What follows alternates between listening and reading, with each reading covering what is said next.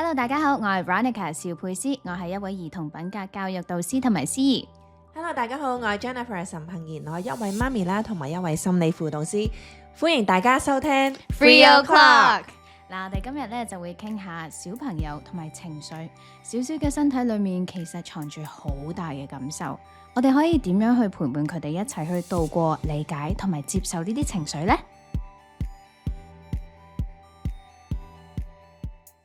嗱，Jennifer 你就知道我都做咗兒童品格教育導師一段時間，教緊小朋友噶啦。咁依家咧，我教緊嘅小朋友嘅年齡咧，介乎於2歲至到5、6年班都有嘅。但係我主要集中係教2歲至到6歲嘅小朋友嘅班嘅。咁就同大家分享一啲少少嘅故仔同埋日常嘅觀察先啦。嗱，小朋友喺2歲至到2歲半嘅時候咧，上堂通常都會經歷一個身心嘅狀態嘅，叫做 separation anxiety 分離嘅焦慮啊。咁喺呢段時間咧，小朋友開始要自己上堂，冇爸爸媽媽嘅陪同之下，見唔到、接觸唔到，而感到焦慮㗎。小朋友咧就會用一啲 physical 嘅嘢去表達自己咧，例如揼地啊、喊啊、嗌啊，去表達自己難受嘅感覺嘅。呢啲全部都係好 normal 嘅事嚟嘅，係必須會經歷嘅一啲階段嚟㗎。咁喺呢個時候，我哋作為導師就要出場啦，好緊要啊！我哋要令到小朋友盡快喺陌生嘅環境裡面覺得安全啦，覺得舒服啦，同埋去熟悉個環境同埋嗰度嘅小朋友，等佢哋可以安全地去探索同埋同其他小朋友去社交嘅。咁不如我就帶入去我第一個 point 啦。首先我哋要認識小朋友嘅情緒啦。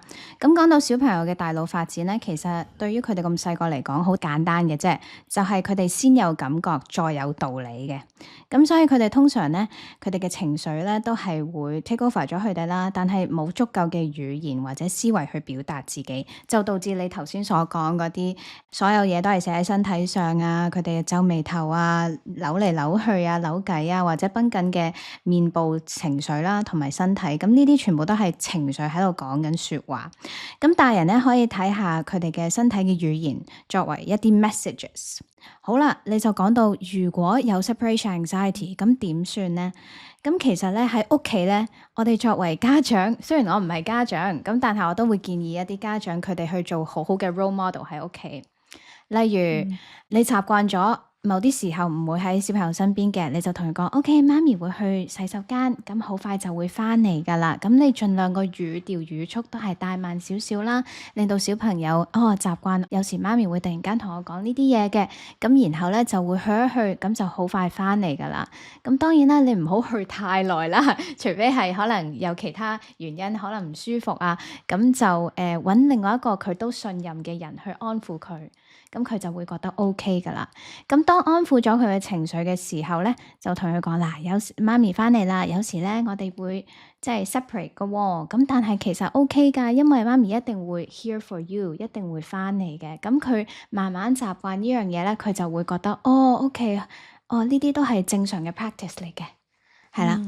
咁小朋友咧，佢哋作為學緊嘢嘅一啲少少嘅 living beings 啦，佢哋就會聽成人嘅語氣啦、表情啦、姿態同埋點樣去處理衝突嘅方式，咁從中咧佢哋就會學到點樣表達同埋面對佢哋嘅情緒啦。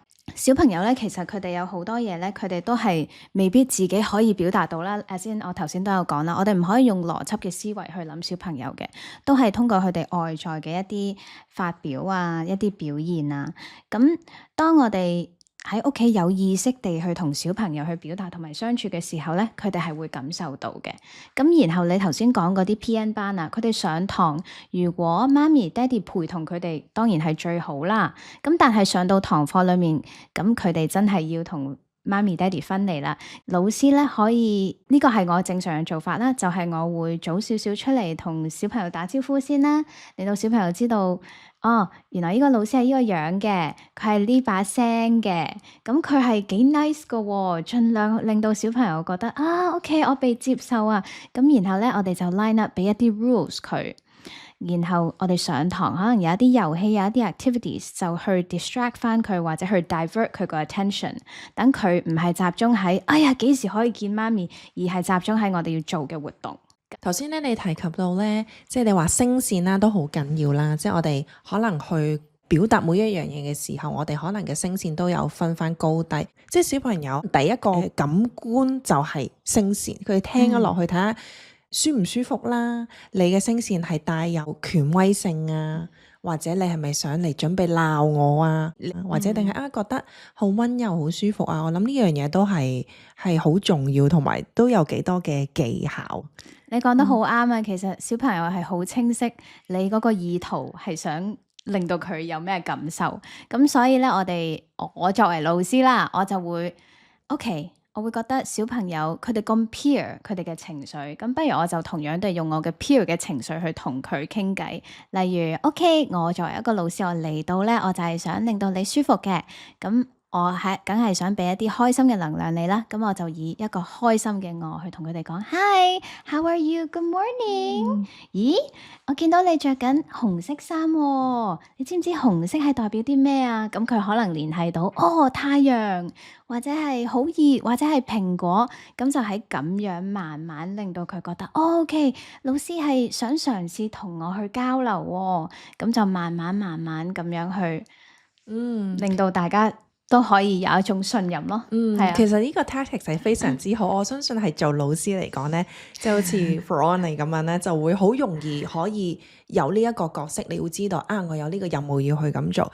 咁可能一啲即係媽媽嘅聽眾聽緊嘅時候呢，都會覺得其實都有嘗試㗎，即係我喺度聽緊嘅，其實我都有嘗試㗎，但係有時可能好多嘅情況之下呢，唔令到我哋長期都可以 keep 住有呢個嘅 energy， 因為可能始終一定會遇到小朋友扭計啊，自己冇耐性嘅嗰一刻啊，咁所以就去到呢個即係我一路聽嘅時間呢，我就覺得其實每個媽咪都好想學到有呢一樣嘢，但係到真實嘅情況呢，有陣時真係會自己都會要嚴肅起上嚟嘅時候就會嚴肅咯。絕對嘅，我就自己覺得，因為我哋始終係老師啦，我哋一個禮拜見到佢哋一次，家長係會見到小朋友多啲唔同嘅一面，好立體地去見到個小朋友嘅。咁啲小朋友嚟到 centre 咧，我哋都想令到佢覺得開心啦。咁同埋我都好建議啲家長咧去睇下小朋友個性係點，個性你未必啱啱可以去改變或者令到佢變好，咁但係譬如我有一啲 example 嘅，就係有一啲小朋友比較內向啲嘅，可以點樣令到佢可以打開自己多啲啊，肯去講嘢咧？咁通常我就會引導小朋友去講嘢，即係我哋平時做司儀，你問一個問題，佢哋 audience 係冇反應嘅，咁你咪自己講自己先咯。咁呢啲都係有少少心理學嘅元素嘅。咁我介紹自己，我今日做咗啲乜嘢？咁當小朋友覺得，咦係喎，都可以試下喎，咁樣嘅方向去諗。咁然後我就會拋個波問翻佢哋，你哋又做咗啲咩啊？你哋可唔可以講你哋嘅名啊？咁名一定佢哋會知道佢哋嘅名係乜嘢啦。咁譬如佢哋嘅名係 Sebastian 嘅，咁我就會同佢講 OK， 你可唔可以講 I am Sebastian？ 慢慢去講。咁佢見到老師慢慢去講，佢就想嘗試。OK， 俾所有嘅 focus 係同埋 attention 喺個小朋友，佢哋去講，咁然後咧就講佢哋今日做咗啲咩咯。咁如果佢哋講唔到嘅，唔緊要嘅，你就去估咯，或者揾其他小朋友一齊同佢一齊去估咯。譬如小朋友都唔會食啲辣嘅嘢噶啦，小朋友早餐可能會食 congee， 可能會食蘋果，咁你就問下did you have apple？ 或者問其他小朋友你估下 Sebastian 今日係咪食咗橙，或者今日係咪食咗餅乾？即係呢啲嘢令到佢哋容易啲被接納喺個 group 裏面。係啊，同埋你用咗好多個開放式嘅問題，咁你令到小朋友可以思考完之後咧，俾多個答案你。第二部分係咪你想講一啲接納小朋友嘅情緒嘅嘢？係啦，去到我嘅第二個 point 咧，就係點樣去幫小朋友明同埋接納自己嘅情緒啦。咁就解釋翻點解要幫情緒去揾名啦，put words into the emotions。咁譬如小朋友佢哋有時可能玩下個遊戲，覺得好難過，點解咧？點解會突然間唔開心咧？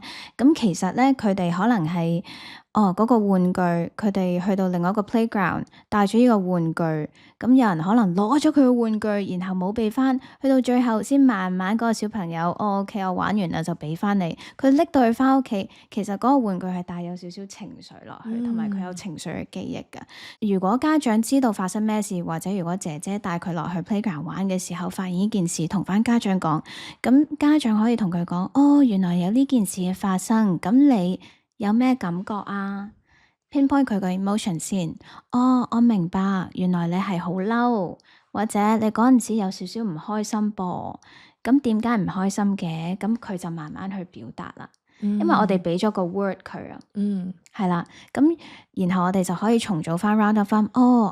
因為咧呢個係你嘅玩具，咁所以咧人哋攞走咗之後，呢個最心愛嘅玩具咧，你就會覺得好唔開心，好想喊，同埋好凍，同埋好想被黑嘅感覺，係咪？咁佢可能會認係或者唔係，咁我哋就睇下點樣去引導佢啦。咁但係至少我哋同佢講，OK，sad 就係會有呢一啲情感，嬲就會有呢一啲咁嘅感覺，開心咧就係當你中意做你自己做嘅嘢，你笑。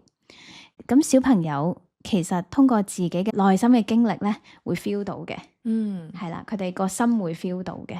咁慢慢佢哋亦都會識得點樣去睇其他人嘅眼耳口鼻係有啲咩感受。係。咁所以就係即係喺家長嘅角度啦，當佢哋遇到小朋友有唔同嘅情緒嘅時候啦，都需要去接納佢啦，明白佢嘅感受。好似頭先阿 Ferron 所講，就係要問佢你係咪感受到唔開心啊？你係咪好嬲啊？有時家長咧喺譬如一個 playgroup 喺度玩緊啦，咁可能小朋友咧就搶咗另一個小朋友嘅玩具，或者佢哋有啲嘅即係扭計嘅情況啦。但係通常咧，好多家長咧第一時間咧都會話我俾翻你，我俾翻你，即係叫個小朋友咧就讓個玩具俾人啊，或者係即係驚件事尷尬或者唔好意思咧。咁首先咧去解答你呢個 situation 之前咧，我就有幾個家長對小朋友嘅一啲大忌想分享嘅。第一就係永遠唔好同小朋友講 no， 或者喺度咁樣嘻嘻鞋。呢樣嘢係帶到好多負面嘅情緒俾小朋友，因為佢哋會覺得即係我做錯嘢，你同我講 no， 但係你又唔俾解決方案喎，咁我嗰啲情緒點樣啊？我係咪應該就咁自己 repress 去接受啊？但係我有咁多情緒，我應該點樣去發洩？我如果就咁食咗佢，吞咗佢，咁跟住呢，下一次再出現同樣嘅問題點算呢？小朋友會覺得好 trouble 啊，唔知道應該點做。咁呢樣嘢係唔係正面嘅教學嚟嘅？咁第二個大忌咧就係唔好否認小朋友嘅情緒。譬如小朋友你頭先所講，有人搶咗佢嘅玩具，梗係會嬲啦，大人都會啦，有人搶你嘅嘢。咁但係你如果否認咗佢話，你唔應該嬲噶，人哋同你玩啫嘛，咁小朋友就會覺得好掙扎啊，究竟我係應該嬲定唔嬲啊？或者我係應該開心定唔開心啊？咁就變咗佢哋所有嘅情緒撈埋一嚿，又係放咗佢喺一個 corner， 冇人幫佢咁樣。咁第三個大忌咧就係，其實我哋真係要去睇下小朋友嗰個需求係乜嘢。佢可能咁樣俾人攞走咗個玩具，佢都有機會做錯㗎喎，你唔知噶嘛。咁但係我哋係要先去了解佢嘅情緒。係啦，先去處理佢嘅情緒，跟住之後先去講翻成件事係點樣發生嘅。我哋可以點樣邏輯少少去諗，同埋揾一個解決俾佢哋，去教翻佢哋。因為大家都知道啦，無論係小朋友定係大人，如果你喺情緒當中，大家咁繃緊啊，係解決唔到問題。咁所以呢，係一定要去了解對方嗰個立場啦，跟住再了解個故仔，然後先去針對嗰個 situation 去教佢。佢就會 calm 好多啦。好得意嘅係講到解決方法，小朋友咧有時係會用自己嘅 third person perspective 去講自己，譬如Jennifer is feeling not so good。咁其實佢係站在外面嘅一個人嘅角度去睇住自己去講，I'm feeling not so good。我覺得呢樣嘢好緊要，因為佢 pinpoint 到 OK。唔係我無理取鬧咁樣 not feel so good， 而係我望住自己 not feel so good。你個仔有冇時咁樣噶？講自己嘅名，跟住講自己嘅情緒。我記得佢可能年幾之前啦，佢識得去表達嘅時候啦，咁佢都會話哦，Preston is angry，Preston is upset。咁佢會用佢自己個名，佢講佢嗰個嘅情感出嚟咯。我覺得佢已經用最大嘅努力去表達俾我知道，佢係真係好唔開心。冇錯啦，就係第三者嘅角度咁樣去表達咧，其實佢係睇到自己嘅情緒，然後肯去講，好緊要呢樣嘢。因為有時小朋友佢哋就係唔用言語啦，就咁用個身體啦，咁你就會我應該點樣去做咧？咁但係當小朋友用第三者嘅角度去講咧，其實係佢哋去肯去了解，佢知道自己有咁嘅情緒，你可唔可以幫我？小朋友盡早有個認知嘅時候咧，就去講多啲關於情緒嘅觀念俾佢知道。咁其實都有好多教學嘅書或者電影啦，例如 Inside Out，我都好中意去建議啲小朋友或者家長去睇嘅。咁因為佢哋都令到每一個角色好鮮明啦，咁同埋每一個 feeling 都係好緊要嘅，都係我哋其中嘅一部分。我哋喺教堂嘅時候咧，當講 Feelings Month 咧，我哋都會話 OK， 我哋有好多個情緒喎，嗱，有開心啦，有唔開心啦，有嬲啦，有驚啦，呢啲係最 basic 嘅情緒。咁我哋應該接納呢啲情緒嘛？我哋係咪個個都有㗎？咁小朋友都會贊成有啊，我哋都有啊，因為佢哋知嘅其實裡面。但係我哋點樣可以令到我哋嘅情緒好好咁相處呢？咁首先就要了解每一個喜怒哀樂，即係喜啦，就係我哋開心，就係做中意做嘅嘢。咁同埋喜，亦都有唔同嘅一啲表情嘅 ，laughing、smiling、clapping hands， 呢啲全部都係開心嘅。咁唔開心嘅係乜嘢？sad，OK，情緒低落。我會問佢有啲咩情況我哋會情緒低落啊？有人搶咗我嘅玩具，我會喊啦。有時當我想揾媽咪爹哋嘅時候，類似呢啲唔同嘅詞語俾小朋友，令到佢哋可以回想到係有一啲事件係令到我有咁嘅情緒，咁我就可以根據老師俾我呢啲字，或者我哋喺古仔裏面學到嘅呢一啲字去講翻自己。咁所以情緒教育係好贊成小朋友盡早去學，或者係家長可以話俾佢哋聽 OK， 我明白你呢個係咁樣咁樣咁樣去形容嗰個情緒，但係未去講嗰個字，最後先去講翻個字。你呢一啲情緒咧，呢一啲唔同嘅，你可以話係 adjective，可以係形容緊呢一個大情緒嘅，就係呢樣嘢啦。咁你哋點樣去處理呢啲 emotions 咧？頭先就講咗啦，首先要豐富翻佢哋嘅情緒嘅內在字典啦。OK， 咁跟住咧，第三咧，想支持小朋友去學習情緒調節嘅。即係如果小朋友啦，即係有呢個嘅情緒啦，咁家長第一時間可以有啲咩可以做，可以幫到佢啊？呢個係一個好好嘅問題，咁有好多解決方法同埋一啲 coping strategy 嘅，令到小朋友可以調節自己嘅情緒，同埋我哋同佢哋一齊去調節。咁我哋作為老師咧，就會提議佢去做深呼吸。